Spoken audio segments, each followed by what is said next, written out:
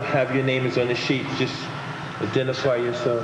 My name is Ron Reshnitz. I live in Brighton. I've lived there about 25 years.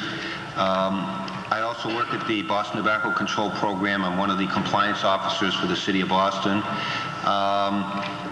I just want to express the emotions that I felt as I went on the last compliance check in Brighton with two 15-year-old girls and watched them come out of almost every single store with cigarettes. 25 out of 31 stores in Brighton sold cigarettes to two 15-year-old girls. I was amazed, I was stunned, I was shocked, I was disgusted. And I fully agree that the Boston City Council needs to do something to start to address only one little piece of this whole problem that has to do with smoking.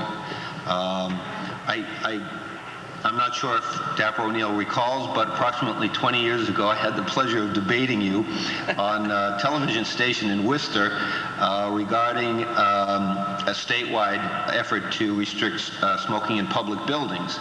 And it was my privilege to be called Sonny approximately 25 times by Dapper O'Neill. But I'm very happy to see you again. I remember that night. Do you recall that? Sure do. Yes, we had an interesting discussion. I destroyed you on the thing. I didn't catch that. But anyway, as a resident of Brighton, I just want to urge the City Council to adopt this ordinance with the full enforcement provisions that it has, because that's the most critical aspect of it.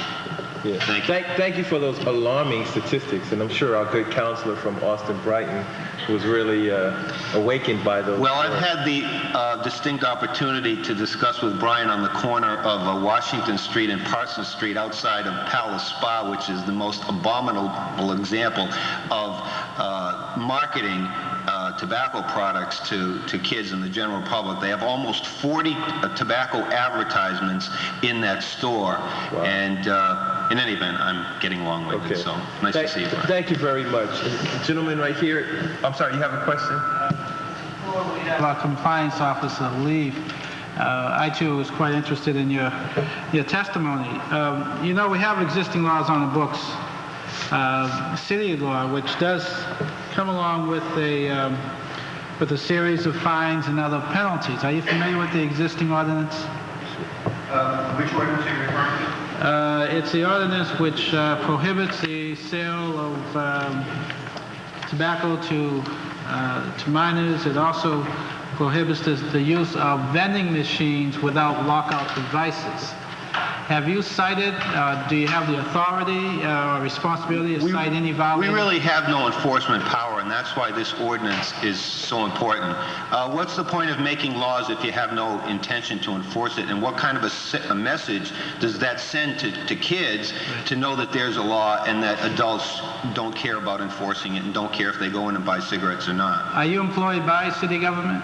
I'm an employee of the Boston Tobacco Control Program. I work with Linda Pucci in the Boston Department, formerly Department of Health and Hospitals, now right. Public Health Commission. So you must be aware that we do have penalties for violations.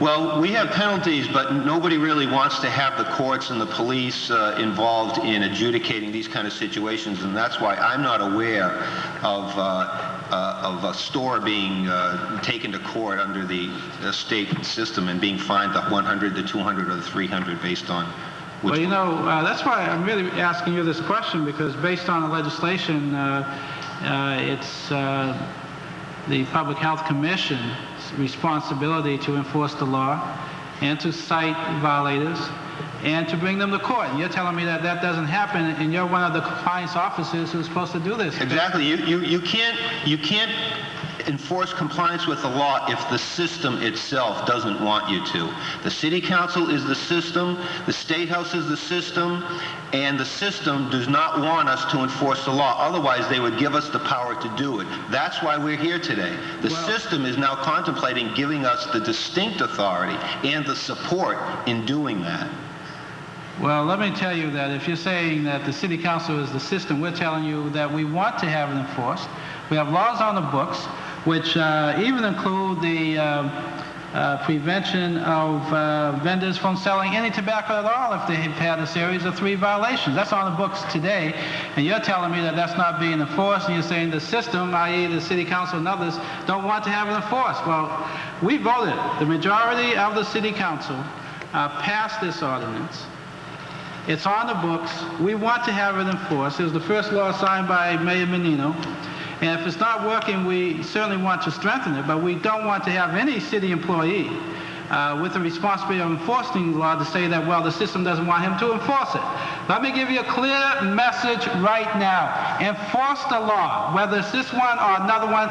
We are speaking in a clear, unequivocal voice. We do not want tobacco sales to minors. Councilor, I think you're misinterpreting my comment in regards to the state law. Not in regards to the city law, but in regards to the state law. Well, we want you to enforce the ordinance that's on the books today. It's Chapter 16-36.3, which has clear violations. And based on your testimony today, we have not even fined one single vendor for selling to a minor, and that's atrocious.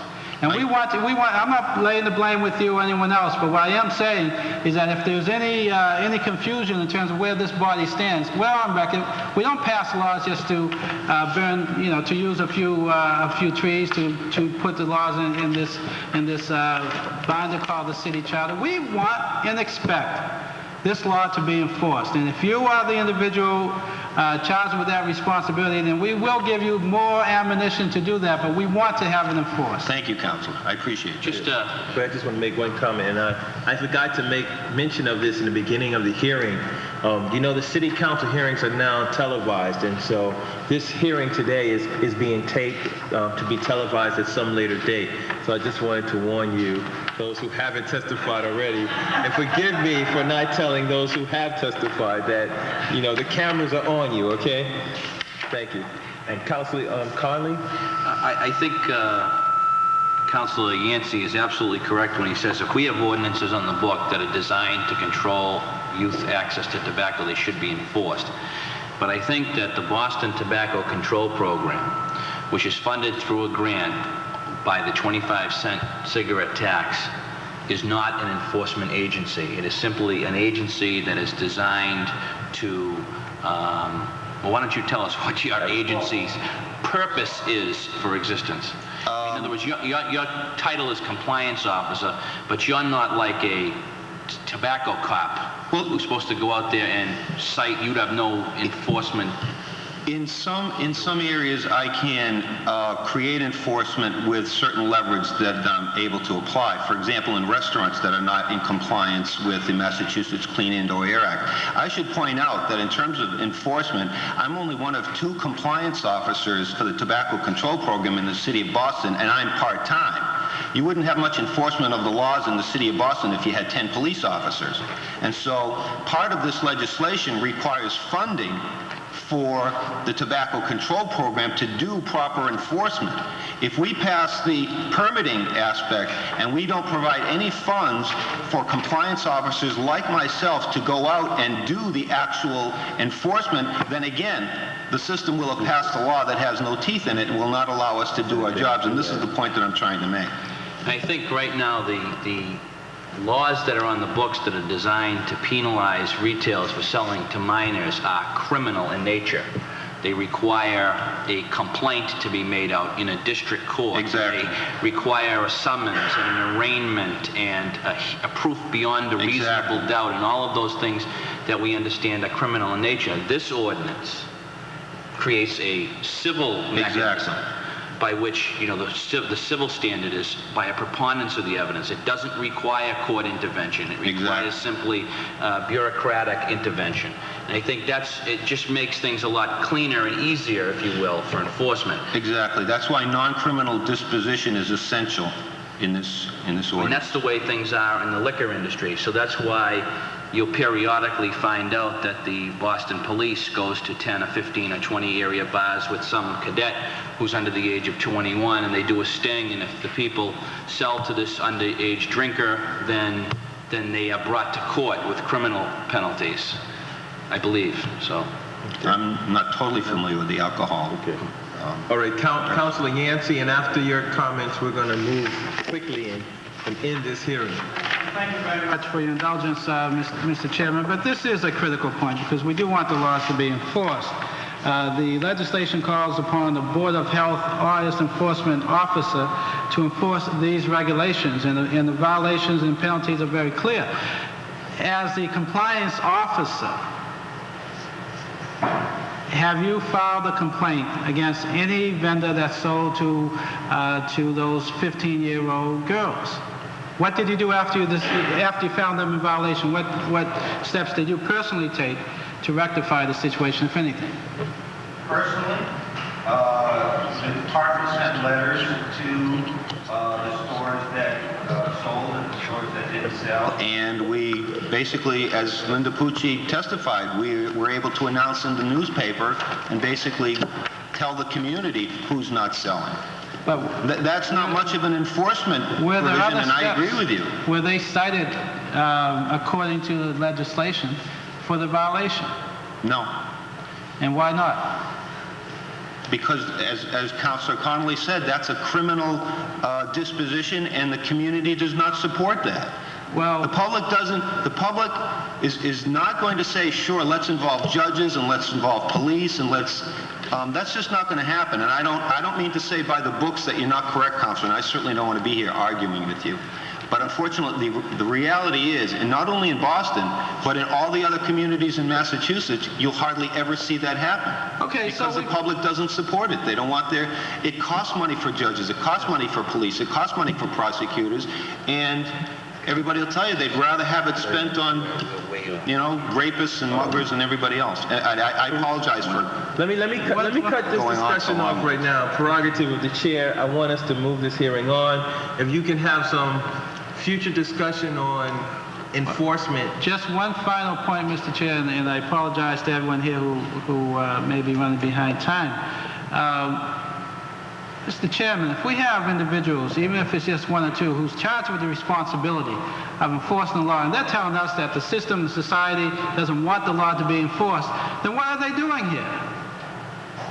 We want this law enforced. And if you need additional money from the city's budget or wherever, we'll work with you to find it. But it is not acceptable. It is not acceptable to say that we found these violations and we sent a couple letters, but we didn't do anything else.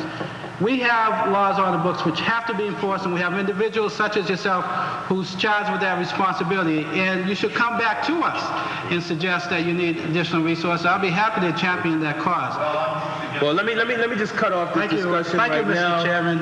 Thank you. Councilor Yancey makes a very valid point, and we do need to prosecute people who are breaking the law. And we're lawmakers, and we're not in the business of making laws that no one follows and no one will enforce. And that's a very important part of all legislation that passes in this city. And I'm just going to leave it at that. If you need to have further discussion after the hearing,